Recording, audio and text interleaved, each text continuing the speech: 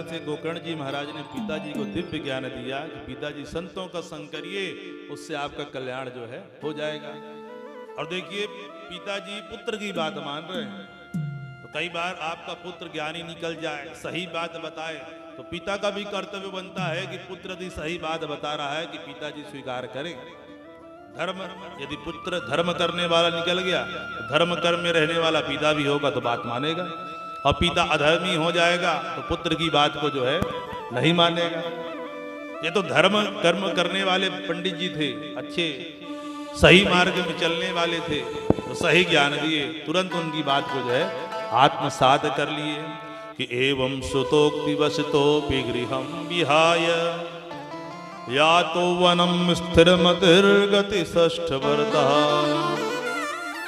युक्तो हरेरनुदिनं परिचर्ययासौ श्रीकृष्णमापनीतं दशमस्य पाठात्।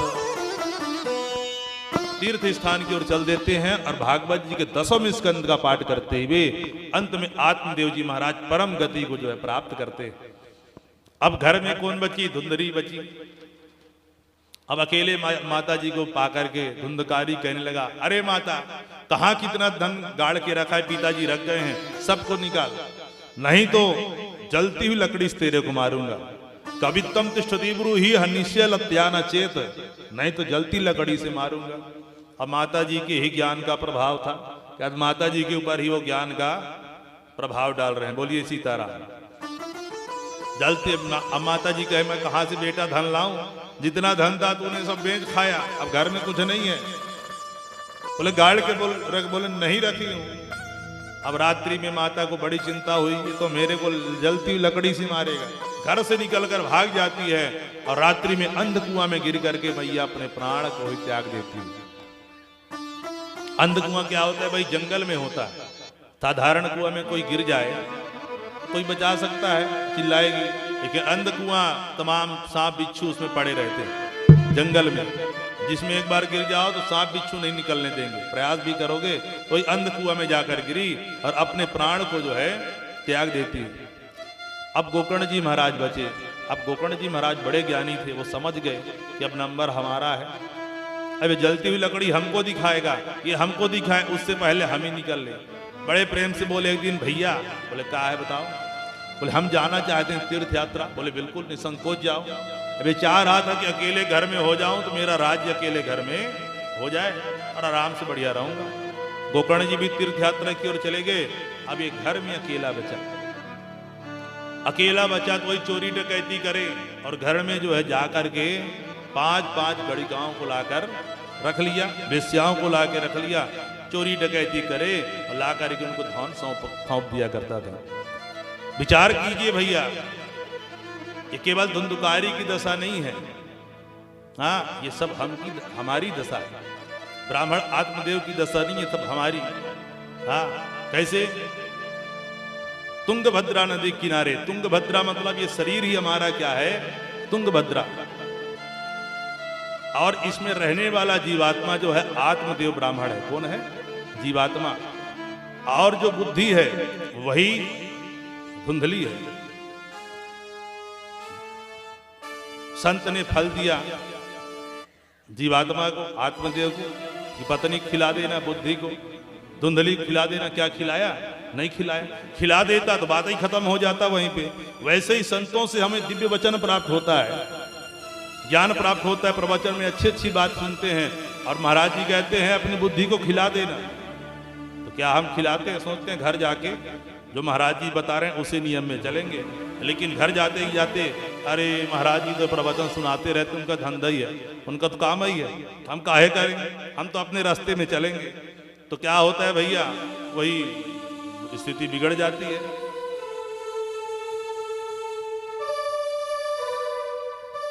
लेकिन ध्यान रखिए, भले धुंधली ने फल नहीं खाया,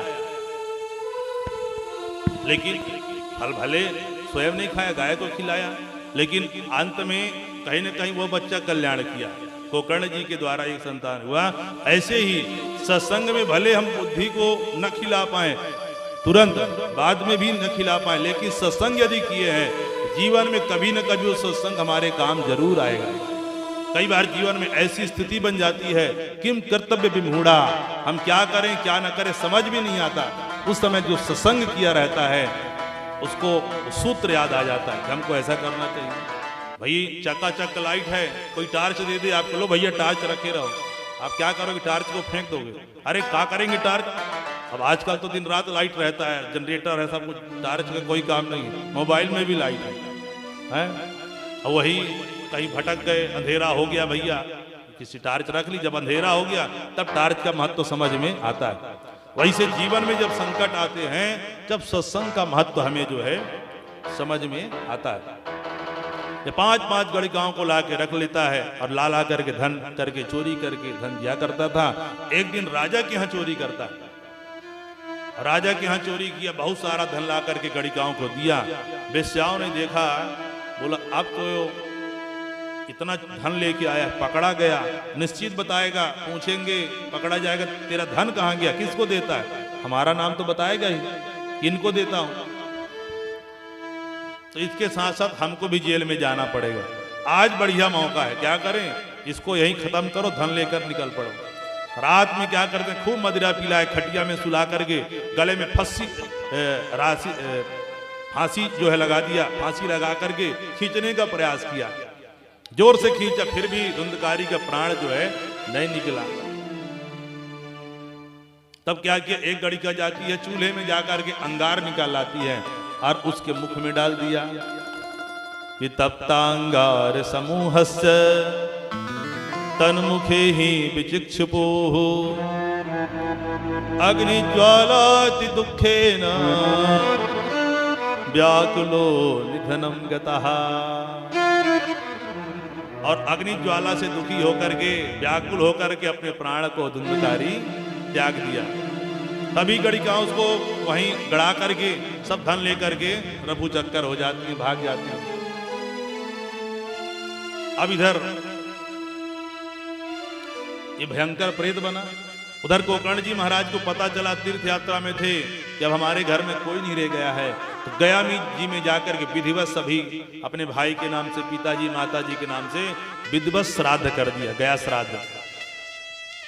कुछ दिनों के बाद घर वापस आए, रात्रि में पहुंचे 12 बजे रात, तो बड़ा धूल धक्कड़ पड़ा हुआ था, एक खाट पड़ा हुआ था आंगन में, उसको खींचे और आंगन में आकर के विश्राम करने लगे। जैसे विश्राम करने लगे, 12 बजे 1 बजे रात भयंकर प्रेत प्रकट हो गया। पहले भेड़ के रूप में प्रकट हुआ, अजीब सी आवाज निकालने लगा, फिर हाथी बन गया, फिर भैंसा बन गया, फिर मानव बन गया, और जोर जोर से चिल्ला चिल्ला के जो है रोने लगा, गिलगिलाने लगा। गिलगिला रहा है, साफ नहीं बोल रहा है। गोकर्ण जी सुने रात में 1 बजे रात, 12 से 3 के बीच एक रात्रि में 12 से 3 के बीच का समय जो है भूतों का होता है। क्या होता है? भूतों का। भूत प्रेत इसलिए अगर बहुत जरूरी ना हो तो रात में जो है घर से बाहर कभी नहीं निकलना चाहिए। 12 से 3 भूत प्रेत उसी समय ज्यादा झपट्टा मारते हैं। बोले सीताराम।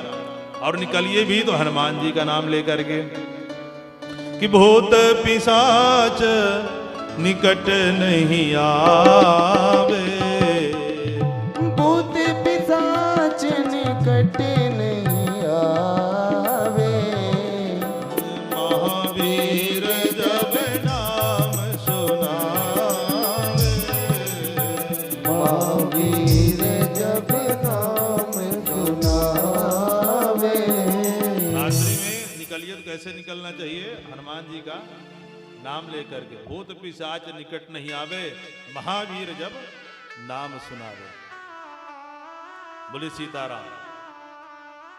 ऐसे मानव बन गया, जोर जोर से चिल्लाए। गोकर्ण जी महाराज बोले कस्तम कस्तम। बोले और प्रेतों के अंदर बोलने की शक्ति ने केवल गिलगिलाए। गोकर्ण जी महाराज समझ गए, हाथ में जल लिया है, जल को अभिमंत्रित करके दे मारा है प्रेत के ऊपर। प्रेत में बोलने की शक्ति आ गई, बोल उठा जोर से कि अहम भ्राता तुदीयोस्मि धुंधकारी नामतः स्वकीये नैव दोषेण ब्रह्मत्वं नासितं मया। अरे भैया कृपा सिंधु अहम भ्राता तुदयोस्मि, मैं तुम्हारा भाई हूं। धुंधकारी ती नाम था, मेरा नाम क्या है? धुंधकारी है। स्वकीय नहीं दोषेण ब्रह्मत्वम नाशतम मया, अपने किए हुए पाप के कारण मेरा ब्रह्मत्व नष्ट हुआ और नंबर 1 का प्रेत बना हुआ हूं। अरे भैया कुछ कृपा करिए, मेरे को भूख भी लगता है, प्यास भी लगता है, लेकिन मैं कुछ खा सकता न पी सकता, ऐसा प्रेत हूं। प्रेत ऐसे होते हैं, उनको भूख प्रेत सब लगता है, लेकिन खा पी नहीं सकते क्योंकि हवा के रूप में होते हैं। इसलिए सबसे कष्टदायी जीवन भी प्रेतों का होता है। बोले सीताराम। बोले ऐसा करो भैया, अभी आप जाओ, अभी रात्रि का समय है, हम भी डर जाएंगे नहीं, हम सुबह अवश्य कोई उपाय जो है करेंगे। लेकिन एक बात बताओ भैया, एक बात थोड़ा सा, कि मैंने जब तुम्हारे विषय में सुना तो गया में जाकर विधिवत श्राद्ध कर दिया, फिर तुम्हारी मुक्ति तत्कथम नहीं मुक्तोसी, तब तुम्हारी मुक्ति कैसे नहीं हुई? बोले गया श्राद्ध सतेनापि मुक्तिर में न भविष्यति। बोले मैं प्रथम श्रेणी का प्रेत हूं, 100 ठो गया श्राद्ध मेरे नाम से कर दोगे ना तो भी मेरी मुक्ति होने वाली नहीं है। क्यों भैया प्रथम श्रेणी का प्रेत? कोई जितना बड़ा व्यक्ति भैया, उसका अपराध भी, छोटा अपराध भी बहुत बड़ा होता है, इसलिए बड़ा बनना आसान नहीं है। कोई शराबी, गांव का शराबी व्यक्ति किसी को शब्द कह दे तो 4 गाली दे दे तो कोई ध्यान नहीं देता, अरे शराबी है कौन, चलो भैया किनारे कर। हाँ, कोई वही गांव का मुखिया हो, नगर का सरपंच हो, मुख्यमंत्री हो, वही गाली दे दे किसी को, भला कुर्सी से हटने तक की नौबत आ जाती है वही गाली के कारण। वैसे बोले कि मैं ब्राह्मण कुल में जन्म लेकर के निम्न कार्य किया है, नीच कार्य किया है, इसलिए मैं प्रथम श्रेणी का जो है प्रेत हूं, मेरी मुक्ति ऐसी होने वाली नहीं है। ठीक है, बोले भैया अभी जाओ, हम सुबह कोई उपाय अवश्य करेंगे। धुंधकारी जो है चला गया। प्रातः इनकी नेत्र खुली, प्रातः स्नान संध्या बंदन पूजन करने के बाद सभी गांव के पंडितों को, विद्वानों को बुला करके पूछा, बताइए इनकी मुक्ति के लिए क्या किया जाए।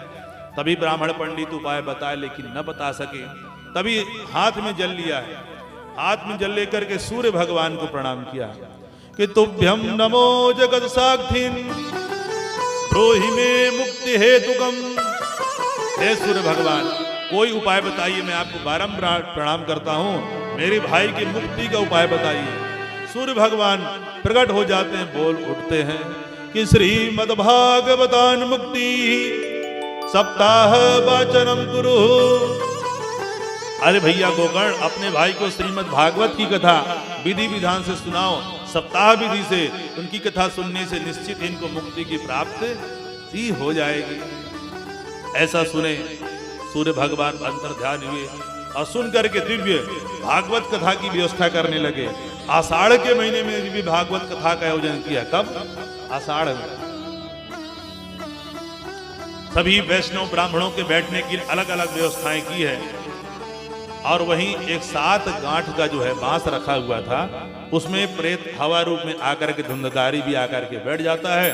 भागवत की कथा प्रारंभ होती है, गोकर्ण जी महाराज स्वयं सुनाने लगते हैं। एक दिन की कथा जैसे संपन्न होती, एक गांठ जो है फट जाता, दूसरे दिन में 2, तीसरे दिन में 3, एवं सप्त दिनस्यैव सप्त ग्रंथि विभेदनम। और जैसे 7 दिन की कथा संपन्न होती है, 7 ग्रंथियां जो है फट जाती है और दिव्य रूप धारण करके धुंधकारी जो है प्रकट हो जाता है। दिव्य रूप धरो जातो तुलसी दाम मंडितः पीतवासा घनश्यामो मुकुटि कुंडलान्वितः।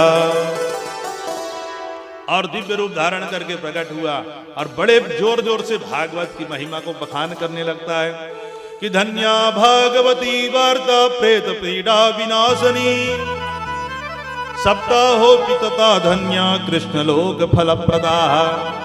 धन्य है भागवत की कथा। तो आज मुझ जैसे प्रथम श्रेणी को प्रेत को भागवत कथा क्या कर दिया? मुक्त कर दिया। और जोर जोर से नाचने लगता है, भागवत की महिमा गाने लगता है।